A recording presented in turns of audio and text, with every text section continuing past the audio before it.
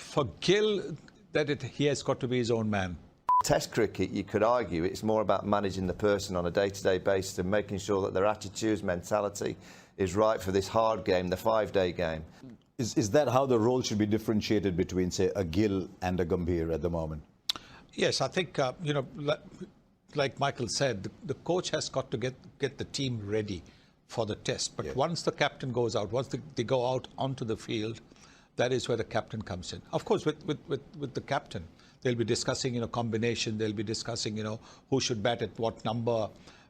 Those are things, those conversations need to be had as well. I look at the style of coach that you require for the different formats. And if you actually look at, you look at Baz McCullum, who's this free spirit. And I can't imagine Baz is a big data person going sitting next to the computer. He just manages people and makes sure that person arrives in the dressing room, not to say as a free spirit, but with an attitude to go out there and enjoy the game and take the game on.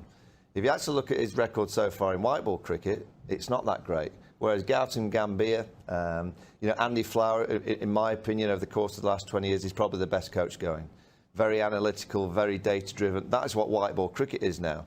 Whereas Test cricket, you could argue, it's more about managing the person on a day-to-day basis and making sure that their attitudes, mentality is right for this hard game, the 5-day game. So I just look at Gautam and think, analytically he's brilliant in T20 cricket, white ball cricket. The man management side of the job, it might be an area that he can improve upon. Going back to your question, your original, can a young captain, Shubman Gill, go up to Gautam Gambhir and be firm and strong? You can't be firm and strong with your own coach. How are you going to take on Ricky Ponting and Brian Lara and Graham Smith, or in this era, Ben Stokes and Pat Cummins and whatever? You have to show that this is your team. You have to show that strength. You may get it wrong. I think as a young captain, you learn a lot. He'd have learnt a lot from this week, and you improve. It's like batting, bowling when you first come in the side. You're not the end product. You're learning all the way on that journey. So that's where I'll give you the young captain bit. You learn as a captain, but you must have that presence about you to be a strong captain. Yeah, and I also look at the way that India have played, particularly in the last 2 games.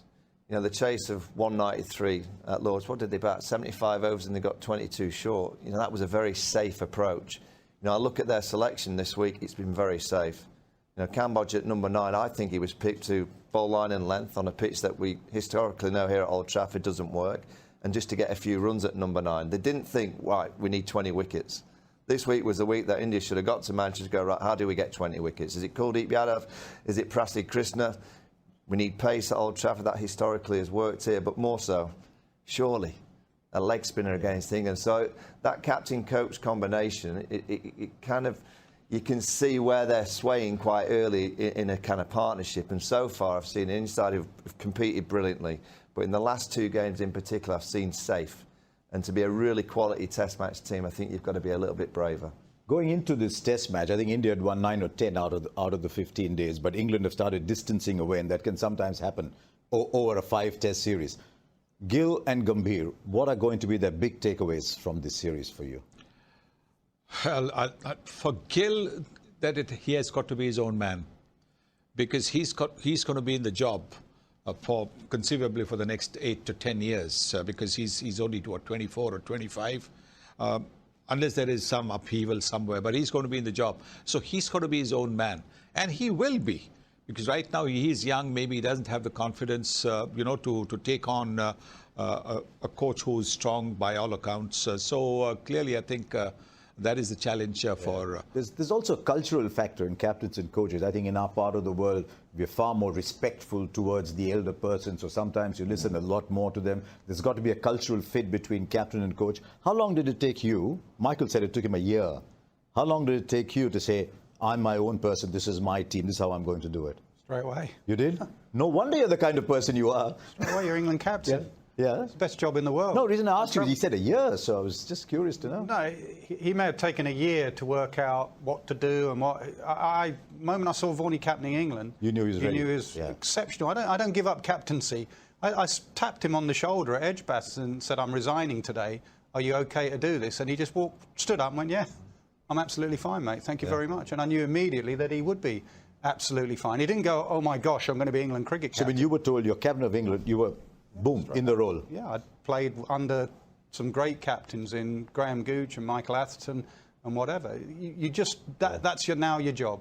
And to work with Duncan Fletcher within a week of speaking to Duncan Fletcher and having someone from the outside, that's what I know it's helped. At times it's hindered Indian cricket. There's been times there's been clashes between Chappell and Ganguly, different cultures and whatever. And at times it's worked with Kirsten and Dhoni or whatever. But within a week of meeting Duncan Fletcher, I love to have the outside voice, someone who hadn't been involved in English cricket. You know, he turned to me and went, we were officially the bottom side in the world. He turned to me and said, Nash, you're not the worst side in the world. You're not the best. You should be somewhere in between. Let's work our way up this. And some of his thinking, out-of-the-box thinking, that we didn't think of in England. We wanted extra pace. In England, we were used to Martin Bicknell and Matthew Hoggard and Jimmy Anderson and all these lads, and he wanted that extra pace. He, a little bit like Gautam Gambhir, wanted batting depth. So we had Philip Tufnell, who is a lovely bowler. So Duncan was within a week. Just on around. Yeah. But it's interesting, the whole cultural angle. Both Nas and Michael speak so highly about Duncan Fletcher. Didn't quite work in a different environment in India. Gary Kirsten did. He came from South Africa, slightly culturally more similar. And then India went to Rahul Dravid, who was looked up to, but was very, very clear that he would support staff. Yeah, but look, I think traditionally the Indian thinking has been to respect those who have played the game. Yeah. And those who have done well at the international level. Gary Kirsten had got, 10,000 runs in one-day cricket and gotten over 9,000 runs in Test cricket. And he'd done it all.